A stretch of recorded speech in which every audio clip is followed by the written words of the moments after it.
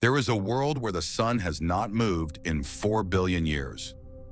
It hangs on the horizon, it never rises, it never sets. And beneath it, in a thin band of endless evening, something is growing. This is Proxima Centauri b, the closest planet outside our solar system. 4 light years away, close enough that if we ever leave, we go here first. Its star is a red dwarf, small, cool, and stingy with light. So this world had to huddle close to stay warm. A year here lasts 11 days. But being that close came with a price. The planet locked. One face burns in permanent daylight. The other has been frozen in night since the beginning. Between the fire and the ice, there is a ring. A band of endless evening that wraps the entire world. The only place where water can stay liquid. Every drop of water here is caught in one slow circuit. It boils on the day side, races overhead as wind, and falls as snow on the night side. Then the glaciers crawl back toward the light and melt and begin again. This planet breathes, one single breath, 4 billion years long. Now look at the forest and notice what is missing. There is no green here, anywhere. On Earth, plants are green because they throw green light away. Our sun gives them more light than they can possibly use. But this star is dim, and nearly all its light is red. A plant that wasted a single photon here would starve. So they take everything, every wavelength. And a leaf that absorbs all light is a leaf that looks black. These forests are not dying. They are the most efficient life in the galaxy. Not everything solved the problem the same way. Some grew lenses. Others built armor and learned to close.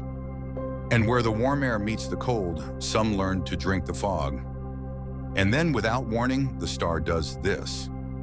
Proxima is a flare star. Every few days it convulses.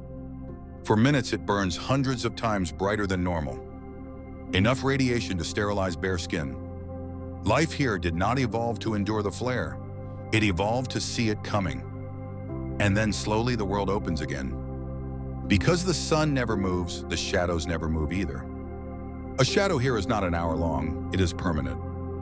And in that darkness, life took a completely different path. Colonies that break down the dead and look nothing like anything on Earth. Now, what would be alive down here? Start with blood. On Earth, our blood is red because it carries oxygen with iron. But iron is only one option. Horseshoe crabs and octopuses use copper. And their blood runs blue. Some marine worms bleed green, others violet. These aren't aliens, these are Earth. Now put life in an ocean already full of dissolved copper. Under a star too dim for iron, blue is not exotic, blue is obvious. And sight? Under a dim red sun, eyes are almost useless. But heat is everywhere, so here creatures do not see light, they see warmth. Because the sun never moves, the wind never stops. Hot air rises on the day side and pours toward the frozen night, endlessly. On Earth, a bird must work to stay up. Here, the sky does the work for you. So some things went up and never came down. They feed in the air. They are born in the air. Their bodies have no legs, because their world has no ground. None of this has been seen, not yet. We know the star. We know the orbit, the mass, the light, the physics.